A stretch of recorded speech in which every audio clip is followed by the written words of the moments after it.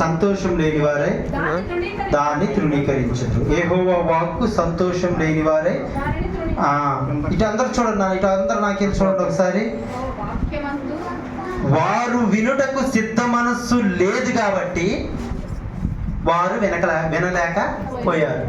ఇప్పుడు జాగ్రత్తగా అందరు నాకేం చూడండి. హల్లెలూయా అందరు రండి. దేవుని స్తోత్రం. వాక్యాన్ని ఎవరు వినరు తెలుసా? వాక్యాన్ని ఎవరు వినరు? వినటానికి సిద్ధ మనస్సు లేని వారు వినరంట. అర్థమైంది అన్నమాట. వాక్యాన్ని ఎవరు వినరు అంటే నీలో సిద్ధ మనస్సు లేకపోతే, వాక్యము వినాలి, వాక్యము దేవుడు నాతో ఏం మాట్లాడుతుండో అనే సిద్ధ మనస్సు నీలో లేకపోతే నువ్వు వినలేవు. మన వాక్యం వినట్లేదంటే మనలో ఏం లేదు. దేవుని స్తుతిస్తాం, ఆరాధిస్తాం, గంభీరంగా అంతా బాగానే ఉంటుంది, సాక్ష్యాలు మంచిగా అన్ని విషయాలు బాగానే ఉంటాయి. వాక్యానికి వచ్చేసరికి సిద్ధ మనసు అనేది. అందుకే నేను ఈరోజు తొందరగా చేయాలనుకోండి, ఎందుకంటే 1 గంటకి అందరూ ఉపవాసాలు ఉంటున్నారు కాబట్టి వాళ్ళు ఎక్కువ ఇబ్బంది పెట్టకుండా 1 గంటకల్లా అవజేయాలనుకున్నా. కాబట్టి ఈరోజు పాటలు ఎక్కువైపోయినాయి. అవునే కదండి, పాటలు ఎక్కువైనాయి. ఎందుకంటే కొద్దిగా భోజనాలు చేశారు కాబట్టి, భోజనాలు తయారు చేశారు కాబట్టి కొద్దిగా రావడం ఇబ్బంది కాబట్టి, అందుకే నా ఉద్దేశంలో ఉండదు అందరుంటే ఆరాధన జరిగించాలనుకుంటున్నాను. అందుకే కొద్దిగా లేట్ అయింది. మరి ఏమనుకోకుండా 1:30కి మనం దీన్ని ముగించేసుకుందాం. అంటే ఇప్పుడు చెప్పేది ఏంటంటే మనకి వినటానికి ఏముండాలి? సిద్ధ మనస్సు అనేది ఉండాలి. అంటే యెహోవా వాక్యమందు సంతోషము లేని వారు ఏం చేస్తారంట? దాన్ని తృణీకరిస్తారంట. ఆ వాక్యము చెప్పేటప్పుడు ఆ వాక్యము నీకు సంతోషంగా లేకపోతే దాన్ని ఏం చేస్తాం? తృణీకరిస్తారంట. వాక్యం అంటే ఎవరండి? దేవుడేనండి. దేవుడికి స్తోత్రం. ఇప్పుడు వాక్యం దేవుడిని ఎక్కడ ఎత్తకాలి మనం? అంటే దేవుడు అంటే వాక్యంలోనే ఉన్న దేవుడు. హల్లెలూయా. అంటే వాక్యమై ఉన్న దేవుడు యేసుక్రీస్తు వారు ఇప్పుడు ఏ రూపంలో ఉన్నాడు? వాక్యమై ఉండు. ఆ వాక్యాన్ని మనం వింటే, ఆ మాట చొప్పున మనం నడుచుకుంటే మన జీవితంలో ముందుకు పోగలం. అంటే అర్థమవుతుందండి అన్నమాట. అంటే ముఖ్యంగా ఏంటంటే వినటానికి సిద్ధ మనస్సు ఉండాలి, వినటానికి సంతోషంగా ఉండాలి. హల్లెలూయా. మనలో సంతోషం అనేది లేకపోతే తృణీకరిస్తాం. అప్పుడు మనకు నిద్ర వస్తుంది, ఆవలింతలు వస్తాయి, ఇసుగు వస్తుంది, అంతే కదండి. ఎప్పుడు అయిపోద్దా అని ఆలోచన వస్తుంది. అటు ఇటు చూస్తాం, ఆ దిక్కులు చూస్తాం, ఈ దిక్కులు చూస్తాం, ఏది కూడా అంతే. నా మాట అర్థమైందండి. ఇప్పుడు వాక్యాన్ని ఏం చేయాలి మనం? సిద్ధ మనసు. మాట్లాడకూడదు. వాక్యం చెప్పేటప్పుడు అస్సలు మాట్లాడకూడదు. మంచిది కూడా తాగకూడదు. ఏం కాదు, మంచిది కూడా తాగకూడదు. అటు ఇటు కూడా చూడకూడదు. ఎంతసేపు? గంట సేపు. ఏంటి ఏమంటారు చిన్నపిల్ల కదా, ఏమంటారు నాన్న? స్టాచ్యూ సార్, అంతేనా? స్టాచ్యూ అంటే అట్లా ఆగిపోతారు అన్నమాట, బొమ్మలాగా మారిపోతారు. అట్టుండాలి మీకు. హల్లెలూయా. మీ చెవులు మాత్రమే పనిచేయాలి, ఇంకేం పని చేయకూడదు. హల్లెలూయా.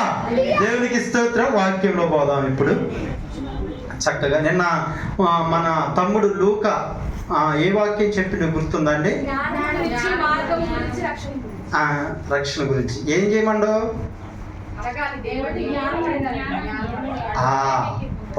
అడుగుడి అంట. అడుగుతున్నారా?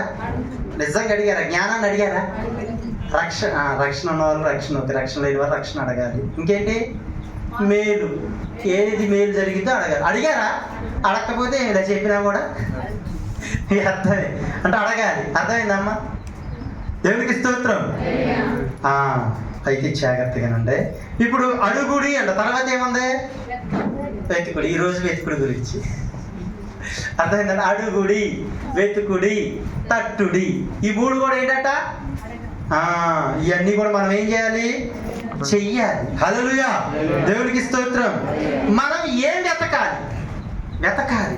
ఇప్పుడు మన ఇంటిలో 10,000 రూపాయలు బీరువాలో పెట్టినాం, లేదా బీరువాలో పెట్టినాము, ఎక్కడ పెట్టినాము, లేదా చిన్న ఉంగరం పెట్టినాము, లేదా ఆడలో ముక్కు పుడక పెట్టారు, అది కనపట్ల. ఏం చేస్తారండి? దొరికేదా కూడా ఒక నాణ్యం, ఒక 10 రూపాయలు 5 రూపాయలు గాడి పోయినా కూడా ఆ మూలను కూడా ఊడ్చి చూస్తారు కండి. వెతకటం తప్పేం లేదు, మన సొమ్ము కాబట్టి. కానీ దేవుడు కూడా అంటాడు వెతకమంటాడు. దేవుడు ఏ వెతకాలి అనేది కూడా మనం తెలుసుకుందాం. కొలసీలు రాసిన పత్రిక, కొలసీలుకి రాసిన పత్రిక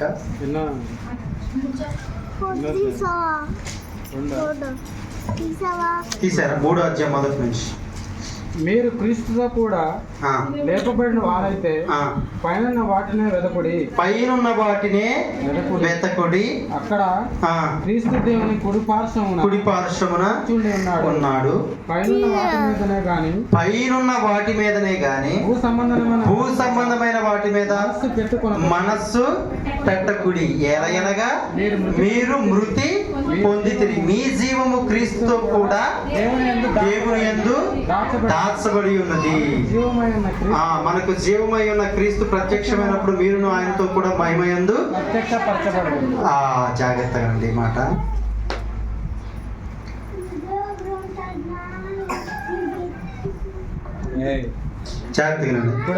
పైనున్న వాటి మీదే గాని భూ సంబంధమైన వాటి మీద మనస్సు పెట్టకుడి.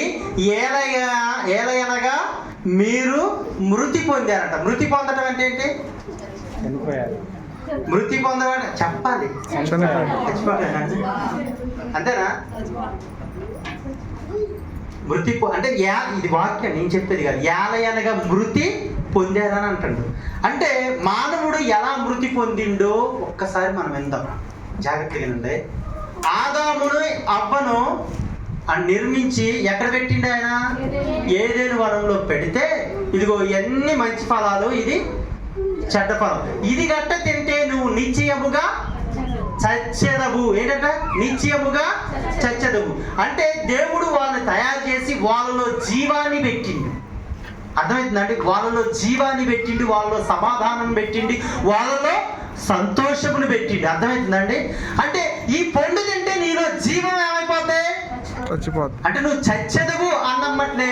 సరే, కొన్ని రోజులు కొన్ని మాటలు బాగానే ఉండవు, అందరూ కూడా అట్లా అంటారు. కానీ తర్వాత అయితే కొన్ని రోజులు మాట్లాడిన తర్వాత ఏంటి? ఆ పండుని తీసుకొని ఏం చేసిండు? తిన్న తర్వాత ఏమయ్యారు వాళ్ళు?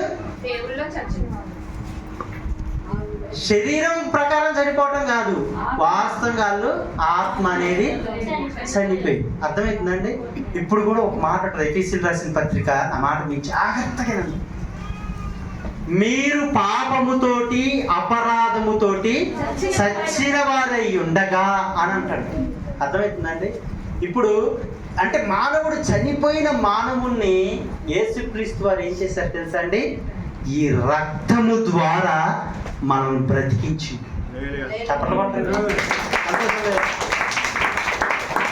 అర్థమవుతుందండి? ఇప్పుడు మనం అందరం ఏమైనా తెలుసా అండి? జీవము కలిగిన వారిగా మార్చబడాలి. హల్లెలూయా. నీలో జీవము ఉన్నది. పాపముతో అపరాధంతో చచ్చిన వారై ఉండగా క్రీస్తు తన రక్తము చేత మనల్ని ఏం చేసిండు? ఇప్పుడు ఎప్పుడు చెప్తా ఉండగా మీరందరూ, మనమందరం కూడా మామూలు మనుషులు కాదు, మనము జీవము కలిగిన వారు. ఏంటంట? మన ఆత్మకి మరణము లేదు. అర్థమవుతుందండి? మన ఆత్మ, మనకు మరణం లేదు, శరీరానికే మరణము, కానీ ఆత్మ ఎప్పుడు కూడా ఎంత 70-80 సంవత్సరాలు మనం బ్రతికేది. తర్వాత మన ఆత్మ, మన శరీరం మಣ್ಣైనది, మరణ మట్టికే చేరిద్ది. కానీ దేవుడిచ్చిన ఆత్మ, అర్థమవుతుందండి? ఈ ఆత్మ ఎల్లప్పుడూ జీవిస్తుంది. ఎక్కడ జీవిస్తుంది? ఆ పరలోక రాజ్యంలో నిత్యము జీవించే అవకాశం ఉంది. హల్లెలూయా. దేవునికి స్తోత్రం. ఈ శరీరం, మనము అంటే ఈ శరీరం కాదు, ఈ శరీరం మనము కాదు, అసలు మనము అంటే ఈ శరీరం కాదు. ఈ శరీరము మన్నైనది, మరల మట్టికి చేరింది. కానీ దేవుడు ఇచ్చిన ఆత్మే మనము అని అర్థం. ఇప్పుడు మనల్ని దేవుడు ఏం చేసిందంటే బ్రతికించిండు ఆయన రక్తము ద్వారా. అర్థమైందండి అందరికీ మాట? అర్థమైందా? ప్రతి మనుషుడు కూడా ఆదాము చేసిన తప్పు వల్ల, ప్రతి మానవుడు కూడా చచ్చిన వారి వలె ఉండటం వల్ల యేసుక్రీస్తు వారు ఆ పరలోకమును వీడి తన రక్తము ఎవరైతే త్రాగుతారో, ఆయన శరీరంలో ఎవరైతే పాలు పంచుకుంటారో వాళ్ళని ఏం చేసి తెలుసా అండి? బ్రతికించిండు. ఇప్పుడు మనం అందరం కూడా ఏమై ఉన్నాం? జీవము కలిగి తెలుసా అండి? ఇప్పుడు మనం అందరం అందుకే అంటాడు కదా, మీరందరూ కూడా ఏంటంటే వెలుగు సంబంధులు. హల్లెలూయా.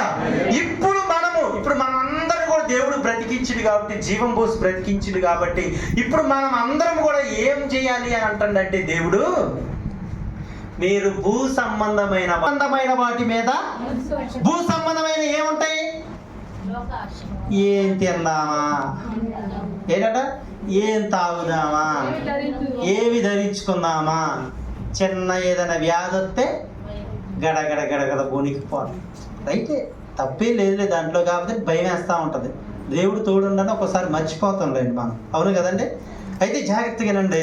అంటే మనం ఏం తిందామా, ఏం తాగుదామా, ఏం ధరించుకుందామా, రేపు ఏం చేద్దామా, ఎలాగ ముందుకు పోదామా, మన బిడ్డల్ని ఎలా బ్రతికించుకుందాం, ఎలాగ ఉన్న స్థానంలో తీసుకెళ్దామని ఈ ఆలోచనలు, ఈ భూ సంబంధమైన ఆలోచనలే మనకు ఉండకూడదంట. ఎవరు చెప్పారు ఈ మాట? ఎందుకు తెలుసా అండి? నా ప్రాణం ఇచ్చి నీకు జీవాన్ని పోసింది కదా, నీ బాధ్యత నాదే అంటుంది. ఎప్పుడు తెలుసా అండి? నువ్వు పైన వాటిని వెతికినప్పుడు వాస్తవంగా మీ అందరికీ అద్భుతమైనట్టే, మీ అందరి బాధ్యత కూడా దేవుడిదే. నువ్వు అనారోగ్య సమస్యల్లో ఉన్నావా, నిన్ను బాగు చేయటం దేవుడిదే డ్యూటీ. అర్థమవుతుందా అండి? నీకు ఆర్థిక ఇబ్బందులు ఉన్నాయా, నిన్ను బాగు చేయటం దేవుడిదే డ్యూటీ. నువ్వు తన బిడ్డవు. ఇప్పుడు కన్న తండ్రి బిడ్డను చూడకపోతే, తండ్రి అనేవాడు బిడ్డను చూడకపోతే ఏమంటారు? లోక రీతిగా ఇప్పుడు బిడ్డకి ఏదైనా అవసరం ఉంది, దుస్తులే కావాలి, ఆహారమే కావాలి, సరిగ్గా చూడలేకపోతే ఏంటంటే నువ్వు కన్న తండ్రి వినారు, నువ్వేం చూస్తున్నావురా? అవునా కదండి. మరి దేవుడు కూడా నీకు తండ్రిగా మారాడు కాబట్టి, ఆయన రక్తము చేత కడగబట్టడం ద్వారా తండ్రిగా మారాడు కాబట్టి నీ బాధ్యత మొత్తము కూడా దేవుడిది. ఎందుకంటే మీరందరిలో కూడా జీవము ఉన్నది. అర్థమవుతుందండి? మీరందరూ కూడా జీవం కలిగిన వారు. కానీ ఇప్పుడు మీరు ఏం ఆలోచించాలి? పైనున్న వాటినే వెతకండి, కానీ ఈ భూ సంబంధమైన వాటి అంది దాకా కూడా అదే మనసులో పెట్టుకోకండి. ఏదైనా కష్టం దేవుడి మీద వేయండి, ఏదైనా బాధ వచ్చినా దేవుడి మీద వేయండి. దేవుడు ఉండడానికి ఎంతవరకు మన భారాలు మనం మోసుకోవటం వల్ల ప్రయోజనం లేదు. చాలా మంది ఏం చేస్తారు, నిద్రలో కూడా అయ్యా ఇది అట్ట జరిగిద్ది, ఇది అప్పుడు జరిగింది, నిద్రపోని వాళ్ళు కూడా చాలా మంది ఉన్నారండి. అర్థమైందండి? చిన్న కష్టం ఇబ్బంది వస్తే ఆ నిద్ర పోకుండా అదే ఆలోచిస్తూ ఎట్ట జరిగిద్ది, ఏంటి, ఎట్టైనా జరిగిద్ది. ఎందుకు జరగదు? ఎక్కడైనా జరిగిద్ది, ఎప్పుడైనా జరిగిద్ది, ఎలాగైనా జరిగిద్ది. ఎందుకు జరగదు? మనల్ని బ్రతికించిన దేవుడు మనకు చేయడా? మన తండ్రి మనకు చేయడా? అర్థమవుతుందండి? ఈ భూ సంబంధమైన ఎప్పుడు నేను చెప్తా ఉంటాను కదా, స్త్రీలు ఉన్నారు మాటికి ఏం చేస్తూ ఉంటారు చెప్పరేంటండి, మనేదిగా చింతపడతా ఉంటారు. అవునండి? ఒక మాట సింపుల్ సపోజ్ చెప్పాలంటే, కూరకే ఏంటో ఈరోజు కూరకే అన్ని వస్తువులు ఫ్రిడ్జ్లో ఉన్నా కానీ ఏది ఉండాలో కూడా అర్థమైందండి. చిన్న కష్టం వచ్చినా, చిన్న బాధ వచ్చినా కూడా ఏం చేస్తూ ఉంటారు? సతమతం అవుతూ ఉంటారు. పురుషులు కూడా సతమతమయ్యే వాళ్ళు ఉన్నారు. ఈరోజు మీరు తెలుసుకోవాల్సిన మాట ఏంటంటే, ఈరోజు దేవుడు చేసే వాగ్దానం ఏంటంటే, నీవు ఈ భూ సంబంధమైన వాటి యందు మనస్సు పెట్టకు. అర్థమైందండి? దేవుడు నాకున్నాడు, దేవుని వైపే నీ మనస్సు ఉండాలి. ఈ రోజు నుంచి నీ వాక్యం ఏం చెప్పను, ఈ మాటే మీకు చెప్తాను నేను. ఏమేం చేయాలో చిన్న మాట ఏంటి, నీ మనస్సు ఎప్పుడు కూడా దేవుని మీదే ఉండాలి. హల్లెలూయా, దేవునికి స్తోత్రం. ఆయన్నే వెతికే వారిగా మనం ఉండాలి. ఎట్టో నేను చెప్తా సింపుల్గా. ప్రతిరోజు కూడా ఈ రోజు నుంచి, ఒకవేళ చేస్తే పర్వాలేదు, ఈ రోజు నుంచి ప్రతి ఒక్కరు కూడా ఈ పనులు చేయాలి. అర్థమైందండి? ఈ పనులు చేయాలి. ఎందుకంటే మనం జీవం కలిగిన వారం కదా, మనము లేపబడిన వారం కదా. అందుకే మనలో దేవుడు ఉన్నాడు కాబట్టి ఈ పనులు చేయాలి. మనము నైట్ నిద్రపోతాం, రైటే, పొద్దుటే లేస్తాం కదండి. పొద్దుటే కొంతమంది 6ంటికి లేచేవాళ్ళు ఉన్నారు, రైటే, 6ంటికి లేచేవాళ్ళు ఉన్నారు, 7ంటికి లేచేవాళ్ళు ఉన్నారు, 5ంటికి లేచేవాళ్ళు ఉన్నారు, 4ంటికి లేచేవాళ్ళు ఉన్నారు. ఓకే, 4ంటికి ప్రార్థన చేసేవాళ్ళు ఉన్నారు, 5ంటికి ప్రార్థన చేసి 6ంటికి ప్రార్థన చేసేవాళ్ళు. ఓకే, ఇప్పుడు నేను చెప్పేది ఏంటంటే, ఇప్పుడు ఇదొక డైలీ మనం చేసే పని నేను చెప్తాను. నేను డైలీ చేసే పని ఖచ్చితంగా ఇది పాటించండి అమ్మా. ప్రతి ఒక్కరు కూడా పాటించండి, దయచేసి ప్రతి ఒక్కరు కూడా పాటించండి.